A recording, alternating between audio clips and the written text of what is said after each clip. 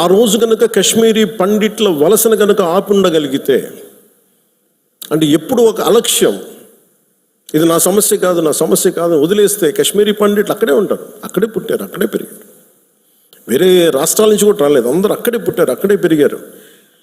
లక్షలాది మంది కాశ్మీరీ పండిట్స్ వలసలు వెళ్ళిపోయారు. నాకు పర్సనల్ ఎక్స్పీరియన్స్ ఏంటంటే 86, 89లో మేము షూటింగ్ల కోసం నేను కొంత ప్రొడక్షన్లోనే పనిచేశాను. కొంచెం ఏదైనా కావాలంటే అవసరాలుగా మార్కెట్కి వెళ్ళాను, శ్రీనగర్ మార్కెట్కి వెళ్తే ఫస్ట్ ఇయర్ బాగానే ఉంది, కానీ 86లో 87, 88కి చాలా ఇబ్బంది అయిపోయింది. ఇంకా 89 దగ్గరికి వచ్చేటప్పటికి షూటింగ్ జరుగుతుంటేనే గొడవలు అయిపోయాయి. 1-2 రోజులు త్వరగా ముగించుకొని వచ్చేస్తుంటే అప్పుడున్న కాశ్మీరీ పండిట్ ఒక అతను చెప్పాడు, ఇంక మీరు రాలేరు ఇక్కడికి అన్నాడు. ఎందుకంటే మా మొహల్లాల్లో, మా ఏరియాల్లో చాలా ఇబ్బందులు అయిపోతున్నాయి, మాకు ఇబ్బంది వచ్చేసరికి మీరు రాలేరు కళ్యాణ్ మీరు అని చెప్పాడు. అంటే ఆ రోజు నుంచి ఈ రోజు దాకా కాశ్మీర్ ఎప్పుడు ఒక మండుతున్న సమస్య. మీరు as a party you make very stable, this is Janasena decision, all of our decision. అది Kashmir is an integral part of India that can not be denied. అది మీరు చాలా బలంగా మీరు మాట్లాడాలి. Kashmir is an integral part of India, it will be an integral part of India for ever.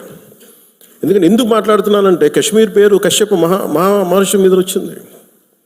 Amarnath temple కానీ, ఇక్కడి నుంచి కేరళ నుంచి కాశ్మీర్కి శంకరాచార్య మఠం కానీ, తర్వాత మతాలు మారుండొచ్చేమో ప్రజలు, కానీ అందుకని మీరు దీన్ని చాలా బలంగా నమ్మాలి. యాజ్ ఒక చిన్న గొడవ జరిగినప్పుడు అది మనకెందుకని అనుకోకండి. అందుకని దిస్ ఈజ్ జనసేన స్టాండ్. ఇది నేను బలంగా నమ్ముతాం, బలంగా ఆచరిస్తాం. భవిష్యత్తులో ఇలాంటి సంఘటనలు జరగకుండా ఉండాలి. మనం ఇవ్వగలిగేది ఏంటంటే, ఒక నాయకుడికి దేశాన్ని, ఒక చిన్నపాటి ఇంటిని నడపాలంటేనే కష్టం. ఇన్ని రాష్ట్రాలు, ఇన్ని విభిన్నమైన సంస్కృతులు, ఇన్ని భాషలు, ఇన్ని పొలిటికల్ పార్టీస్, వీటన్నిటి మధ్య వైరుధ్యాల మధ్యలో ఒక ఏకాభిప్రాయంతో ఒక దేశాన్ని నడపాలి ఒక ప్రధానమంత్రికి అంటే ఎంత కష్టమైన పరిస్థితి అది. అలాంటి వ్యక్తులకి మనం ఇవ్వగలిగేది చిన్నపాటి ఊతం అంతే, చిన్నపాటి ఆసరా. ఎక్స్ట్రా గొడవలు క్రియేట్ చేయకుండా కొంచెం బాధ్యతగా మాట్లాడటం, అవసరమైన చోట భుజం కాయటం. As part of NDA this is our responsibility. ఎందుకు నేను దీన్ని ఫస్ట్ టైం, నేను ఇప్పుడు దాకా మాట్లాడిన విధానంలో కొంచెం సాఫ్ట్గా ఫస్ట్ టైం నేను ఎందుకు హిందూ, టార్గెటెడ్ హిందూ, మిగతా వాళ్ళు ఇబ్బంది పడుతూ ఉన్నారు మాట్లాడటానికి. ఉగ్రవాదులు టార్గెట్ చేసి హిందువులను చంపారు, ఇది సత్యం అంతే. వాళ్ళు అన్న మాట నాతో ఏంటంటే, మధుసూదన్ గారి భార్య, ఇఫ్ ఆమె ముస్లిం నన్ను స్పేర్ చేసేవాళ్ళు సార్. మేము చేసింది పాపం, బీయింగ్ హిందూ పుట్టడమా మేము చేసింది? కనీసం మా చేతుల్లో ఆయుధాలు కూడా లేవే, మేము సైనికులం కూడా కాదే, మేము బిడ్డలిద్దరు అక్కడే ఉన్నారు. నేను ఆలోచించలేదు, ముందు ఆడలేదు అనుకున్నాను. ఆయన ఒక్కైనా వెళ్ళారేమో, అలా చనిపోయారేమో అనుకున్నాను. కానీ కుటుంబం అంతా ఉంది, ఇంకో 2 ఫ్యామిలీస్ ఉన్నాయి. అందరి ముందు దారుణంగా చంపేస్తే, ఇంకా ఇది భారతదేశం కాబట్టి చాలా 7 దశాబ్దాల తర్వాత మాట్లాడుతున్నాం మనం.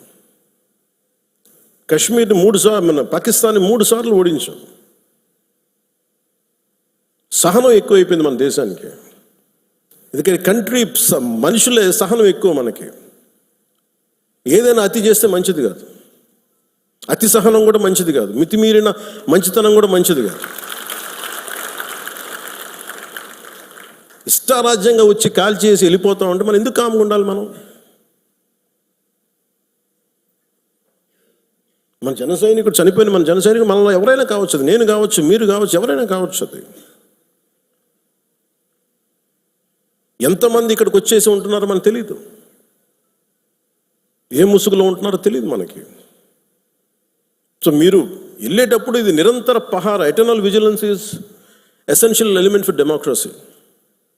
మన బాధ్యత పదవులు వచ్చేసినాయా లేదా, మనం గెలిచేసామా లేదా అన్నిటికంటే కూడా ఎంత బాధ్యతగా ఉండగలం మనం, ఎంత నిరంతరంగా మనం విజిలెన్స్తో ఉండగలం, పహారా కాయగలం సమాజం మీద. ఊళ్ళల్లో ఎవరైనా కొత్త వ్యక్తులు వచ్చారా, అనుమానాస్పదంగా తిరుగుతున్నారా, ఇవన్నీ it's also part of our responsibility. So నాకు ఇది 3 సార్లు యుద్ధం ఓడిపోయిన తర్వాత మన మంచితనం ఇంకా అర్థం చేసుకుంటే ఇలాగ వచ్చి ఇళ్లలోకి వచ్చి చంపుతారు. షికార్కి వెళ్తే సరదాకి వెళ్తే చంపేస్తారు. దీనికి మటుకు చాలా బలమైన స్టాండ్ తీసుకోవాలి. అందుకే నాయకులందరికీ కూడా, జన సైనికులందరికీ కూడా, వీరమలందరికీ కూడా ఇది ధైర్యంతో కూడుకున్న పని. ఉగ్రవాదులను ఎదుర్కోవడం అంటే ధైర్యంతో కూడుకున్న పని. Though we are a regional party, we didn't expand as on now. We confined only to state, AP, maybe కొంత తెలంగాణ. కానీ మన ఆలోచన విధానం జాతీయవాదం. ఇది మీరు బలంగా ఉండగలిగితేనే రేపొద్దున యుద్ధ పరిస్థితులు రావచ్చు, రాకపోవచ్చు నాకు తెలియదు యాజ్ ఆన్ టుడే. బట్ కొన్ని 7 అంశాల మీద నిర్ణయాలు తీసుకున్నారు. ముందు వాటర్ ఆపారు.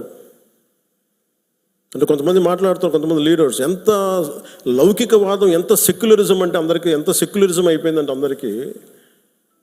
నేను అనేది మన కంట్రీ స్లోగనే సత్యమేవ జయతే. Unlike America, in God we trust అంట. 3 కోట్ల దేవతలు ఉన్న దేశాలలో మన సత్యాన్ని నమ్ముతాం, కానీ మన అమెరికాలాగా ఇన్ గాడ్ వి ట్రస్ట్ ఒక దేవుడిని పెట్టలేదు మన దేశంలో. We are beyond religion, we are beyond God. Truth is eternal. సత్యం అంటే ఏంటి? ఒక తప్పుని తప్పుగా చెప్పడం, ఒప్పుని ఒప్పుగా చెప్పడం. If I make a mistake, I'll say admitted it's a mistake. Constant కరెక్షన్లో ఉండాలి. ఎటర్నల్ ట్రూత్ అది.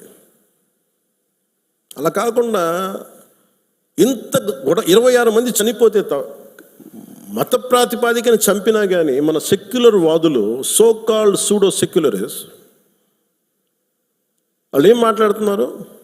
మతవాడికి చంపలేదంటారు. చనిపోయిన మధుసూదన్ గారి భార్య, అందరూ వాళ్ళ అబద్ధాలు చెప్తారు. వాళ్ళు పాకిస్తాన్ని ప్రేమిస్తా అంటారు. వీళ్ళందరూ ఇక్కడ భారతదేశంలోకి వచ్చి మీరు పాకిస్తాన్ని ప్రేమిస్తుంటారు. మొన్న కొంతమంది నాయకులు డిబేట్లో మాట్లాడుతుంటే చూస్తున్నాను. మీరు పాకిస్తాన్ అంత ప్రేమిస్తే దయచేసి పాకిస్తాన్కి వెళ్ళిపోండి. ఇక్కడ ఎందుకు? పాకిస్తాన్ మీద మీకు అంత ప్రేమే ఉంటే ఇది మాట్లాడుతున్న పని ఏదైనా వీళ్ళందరూ కొంచెం కాంగ్రెస్ నాయకులు వీళ్ళందరూ, కొంతమంది ఎమ్మెల్సీలు కూడా ఉన్నట్టుగా అనిపించింది నాకు చూస్తుంటే. ముఖ్యంగా సౌత్ నుంచి ఉన్నారు కొంతమంది సీనియర్ కాంగ్రెస్ నాయకులేం. కాంగ్రెస్లోనే విభేదం ఉంది. మేము వెళ్ళిపోతే మీరు పాకిస్తాన్ని, మీరు భారతదేశంలో దాడి జరిగినప్పుడు భారతదేశానికి నిలబడాలి తప్ప పాకిస్తాన్కి నిలబడతాం మీరు సెక్యులరిజం అంటే అది ఏ ససేమిరా ఎవరు ఒప్పుకోరు. ఇక్కడ ఆ బలం మనం చూపించాలి. మనం ప్రాణాలు పోతే తిరిగి వస్తాయా? ఆయన ప్రాణాలు పోయినాయి. ఆయన బిడ్డల పరిస్థితి ఏంటి? ఆయన భార్య పరిస్థితి ఏంటి? మెరిట్ మీద ఉద్యోగం సంపాదించుకున్న అబ్బాయి,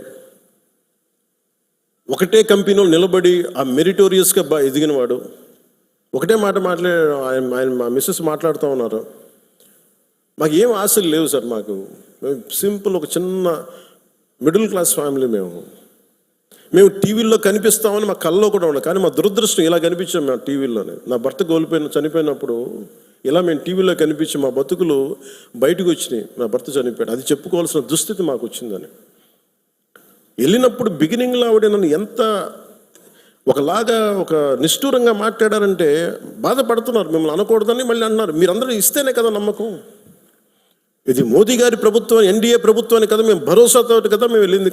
మేము కాశ్మీరు ఇన్ని కోట్ల మంది వెళ్ళారని మీరు అందరూ చెప్తేనే కదా మేము వెళ్ళాం కాశ్మీరు.